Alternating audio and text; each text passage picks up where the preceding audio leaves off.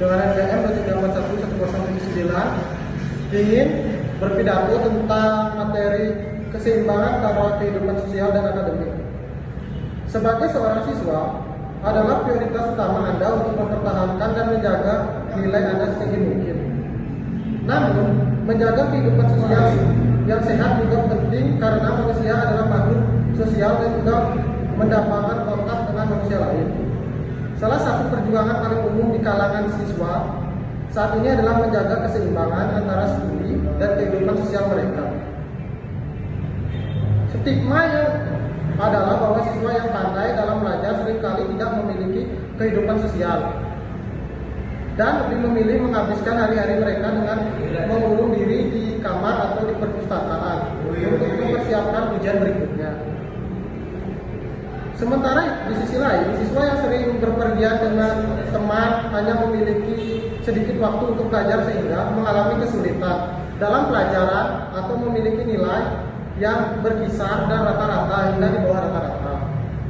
Namun, ada beberapa individu yang berbakat secara alami dan ajaib mampu menyeimbangkan antara bersenang-senang, jalan-jalan, dan bersosialisasi dan belajar, serta mendapatkan nilai yang bagus.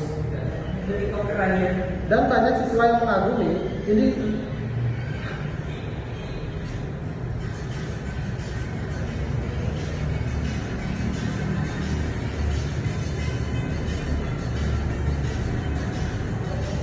Individu tersebut dan berharap menjadi seorang yang dapat menyeimbangkan antara studi dan kehidupan sosial seperti mereka.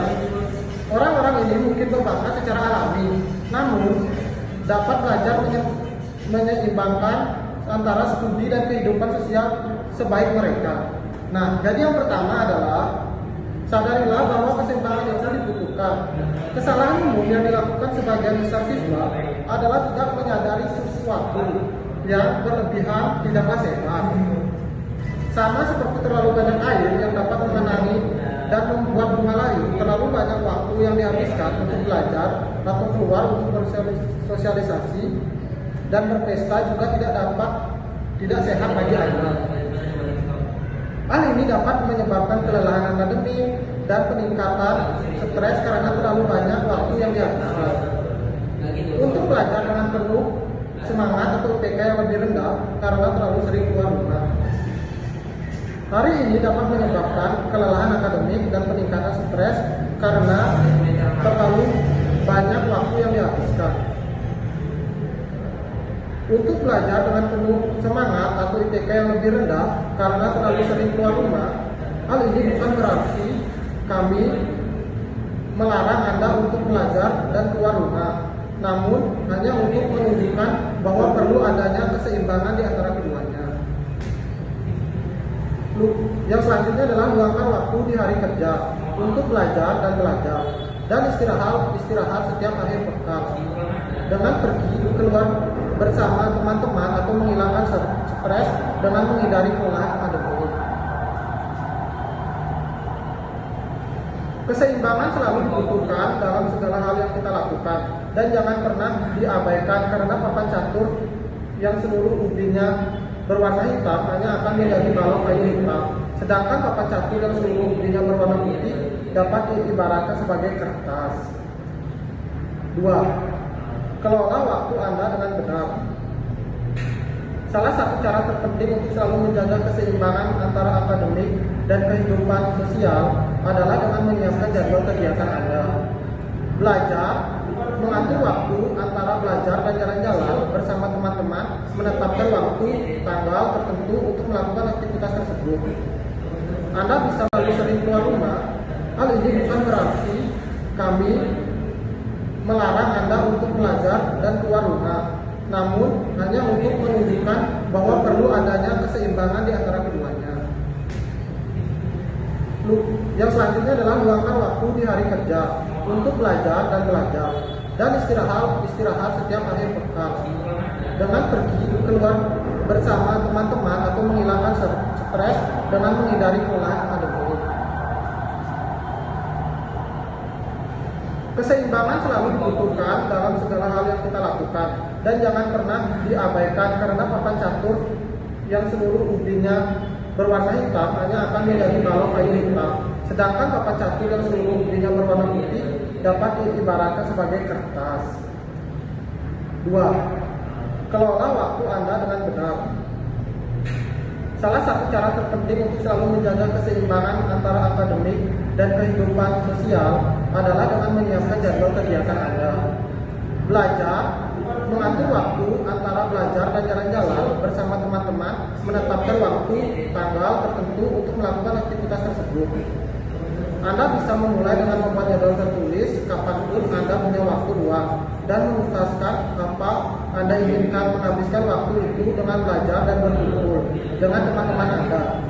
Jika Anda memutuskan menghabiskan waktu Anda untuk belajar, bagilah waktu itu dengan prioritas mata pelajaran atau topik yang sulit Anda kuasai dan selalu luangkan waktu 5-10 menit untuk istirahat sesekali. Jika Anda kebetulan memilih jalan-jalan bersama teman, maka pastikan untuk menetapkan batasan agar masih punya waktu untuk mengerjakan pekerjaan rumah atau aktivitas. Anda juga perlu memastikan untuk menjaga sosial Anda sedekat mungkin dengan akhir pekan.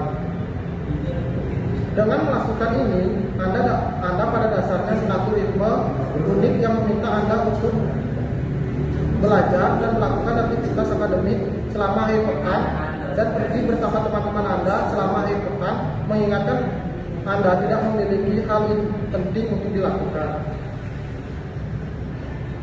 Untuk yang ketiga adalah apa gunanya memiliki jadwal jika Anda tidak menepatinya. Seringkali sangat sulit untuk menolak godaan dan ajakan dari teman ketika baru saja mulai menjaga keseimbangan.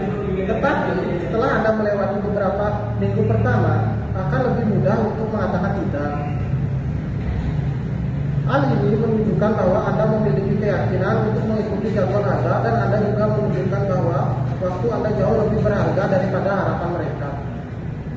Ditambah lagi bahwa menyisakan sedikit antisipasi saat keluar dan bersosialisasi, maka akan lebih menyenangkan saat Anda akhirnya bisa jalan-jalan bersama teman-teman.